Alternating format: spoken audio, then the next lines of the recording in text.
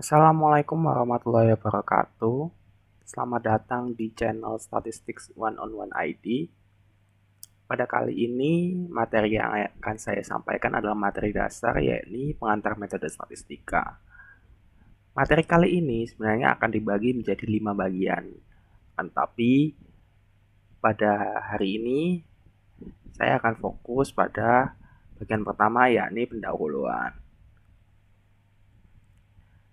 Ya, materi yang akan kita bahas pada hari ini adalah ada 4 hal, yakni apa itu statistika, populasi versus sampel, tipe data dan skala pengukuran data, dan statistika deskriptif.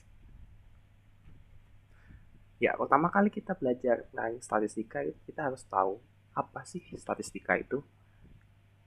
Menurut American Statistical Association atau ASA, statistika itu merupakan ilmu yang mempelajari data, mengukur, mengontrol, dan mengomunikasikan ketidakpastian. Kalau kalau teman-teman melihat di slide yang saya highlight dengan warna merah, data dan ketidakpastian. Jadi dua unsur ini merupakan hal yang paling penting ketika kita belajar statistika. Jadi kita harus tahu statistika itu pasti berkutat dengan data dan juga berkutat dengan ketidakpastian. Jadi kita mengukur sesuatu hal yang tidak pasti istilahnya gitu. Jadi memastikan sesuatu hal yang tidak pasti. Ya cukup unik kan analogi yang kita sampaikan ya. Nah, kemudian di dalam statistika itu ada yang namanya statistical cycle. Ya, tentu di dalam statistika ada yang namanya problem dulu dalam mendefinisikan permasalahannya. Kemudian baru kita melakukan perencanaan, pengambilan data, melakukan analisis dan kesimpulan. Akan tetapi proses tersebut itu berjalan tanpa ada hentinya. Jadi semacam siklus lingkaran yang tidak akan pernah ketemu ujungnya. Jadi ketika kita sudah memberikan kesimpulan, akan muncul kembali permasalahan yang baru berdasarkan kesimpulan tadi. Sampai di sini cukup paham ya. Jadi 5 tahapan ini, 5 siklus ini itu akan saling terintegrasi antara satu dengan yang lain, akan tetapi tidak pernah putus. Ya, itulah yang namanya statistical cycle di dalam statistik. Kemudian tentunya akan berkutat lagi dengan yang namanya populasi dan sampel. Jadi di dalam statistika kita tidak pernah kita jarang sekali ya berkutat pada langsung keseluruhan populasi. Kenapa? Karena bayangkan saja misal kita menghitung rata-rata pendapatan penduduk Indonesia. Kita tidak mungkin mengukur satu persatu orang di mana penduduk Indonesia itu mencapai 200 juta lebih. Gitu. Maka daripada itu, agar prosesnya lebih cepat, maka kita menggunakan sampel. Sama juga analoginya seperti ketika ibu kita memasak makanan, ya.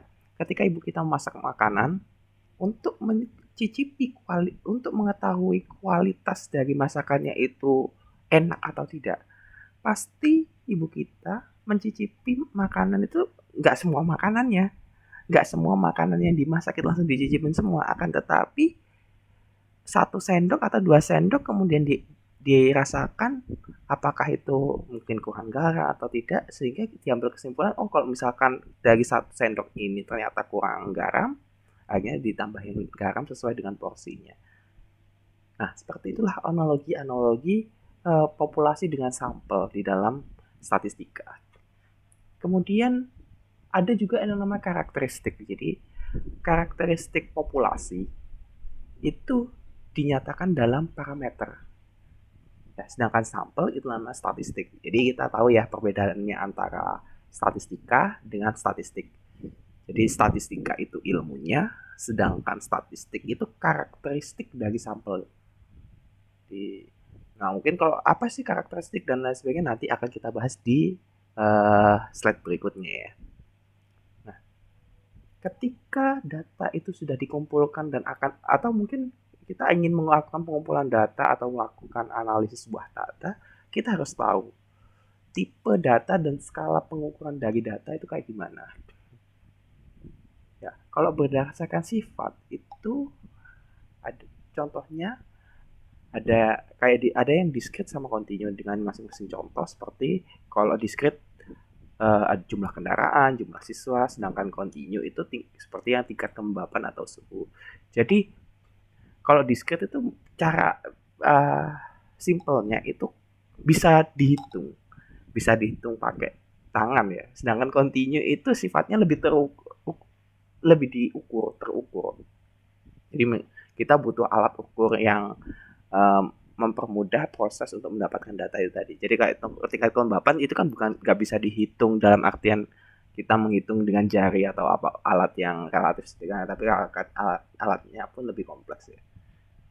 Kemudian kalau berdasarkan dengan jenis ya, itu terbagi jadi dua, kualitatif sama kuantitatif.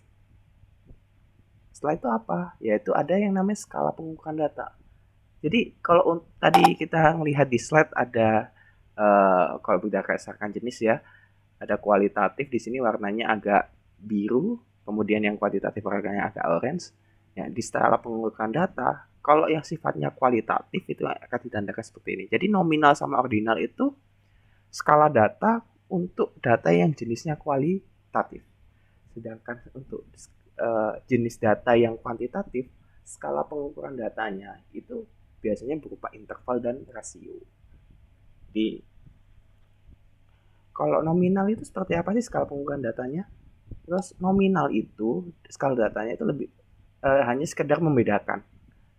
Kalau ada membedakan kemudian ada tingkatan, nah itu baru yang namanya ordinal. Jadi cirinya di situ ya. Jadi tangkap ya maksud dari antara perbedaan antara skala pengukuran data yang nominal sama ordinal. Sedangkan yang interval sama rasio itu bedanya, kalau rasio itu ada yang namanya nol mutlak. Sedangkan interval tidak ada namanya nol mutlak. Kenapa kok? Nol mutlak itu apa sih? Jadi kalau bayangkan perbedaan antara suhu 0 versus tinggi badan yang nilainya 0. Kebayang kan? Kalau 0 itu kita masih bisa merasakan kondisi suhunya itu 0 itu kita bisa merasakan. Sedangkan tinggi badan, kalau tinggi badan 0, ya memang nggak ada gitu. Benar-benar nggak ada. Itulah maksudnya 0 mutlak. Ya, ketangkap ya di sini ya maksudnya ya. Nah, kemudian setelah kita mengumpulkan data, setelah kita tahu apa itu statistika, apa itu sampel, apa itu populasi, akhirnya kita butuh yang namanya rangkuman ya. Jadi di statistika deskriptif itu intinya adalah merangkum karakteristik sampel. Nah, cara merangkumnya gimana? Ada dua secara umum, berdasarkan grafik atau berdasarkan nilai-nilai tertentu, di mana nilai-nilai tertentu ini terbagi menjadi dua, yaitu ukuran pemusatan sama ukuran penyebaran. Kelihatan ya di sini ya perbedaannya ya. Jadi kalau untuk ukuran pemusatan itu biasanya kita ukur pakai mean, median, modus, sedangkan penyebaran itu varians, standar deviasi, range, interquartile range. Jadi beberapa contoh ukuran pemusatan maupun ukuran penyebaran pada statistika deskriptif ya. Kemudian kalau secara grafik, nah kita sering nih ketemu kalau di Excel gitu ya, melihat ada pie chart, bar chart. Nah itu masing-masing nanti akan ada penjelasannya ya, fungsinya itu seperti apa. Ini sudah ada di slide ya, di sini ada keterangannya. Jadi kalau ingin melihat relationship dan lain sebagainya itu kita bisa menggunakan scatter plot. Kalau ingin melihat proporsi kita bisa melihat lewat pie chart dan lain sebagainya. Jadi kemudian ya tadi kan kita ngelihat di slide sebelumnya ya, ini ada yang nilainya biru-biru ini ya, biru-biru ini tadi sama yang warna hijau. Maksudnya apa gitu ya? Jadi kalau data tersebut itu cenderung simetris, dalam artian ya cenderung ya tidak ada indikasi data-data tersebut mengandung nilai ekstrim atau outlier, maka mean, median, modus itu cenderung menunjukkan hasil yang sama.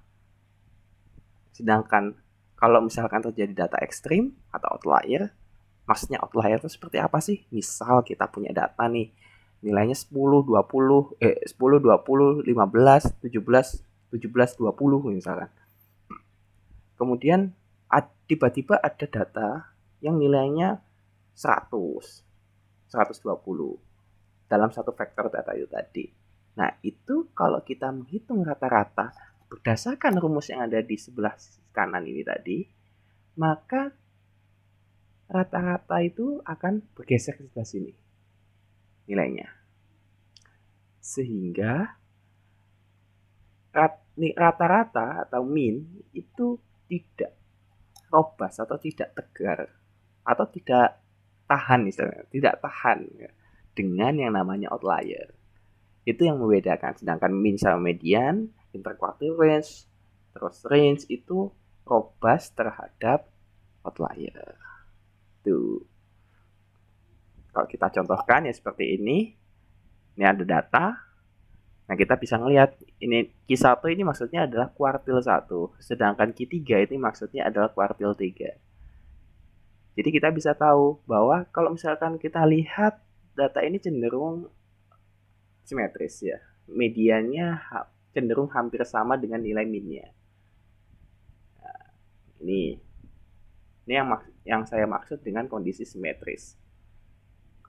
Ya, jadi seperti itu ya. Sampai sini sudah paham kan terkait apa itu statistika deskriptif, apa itu statistika, populasi, sampel, dan lain sebagainya. Ya, terima kasih.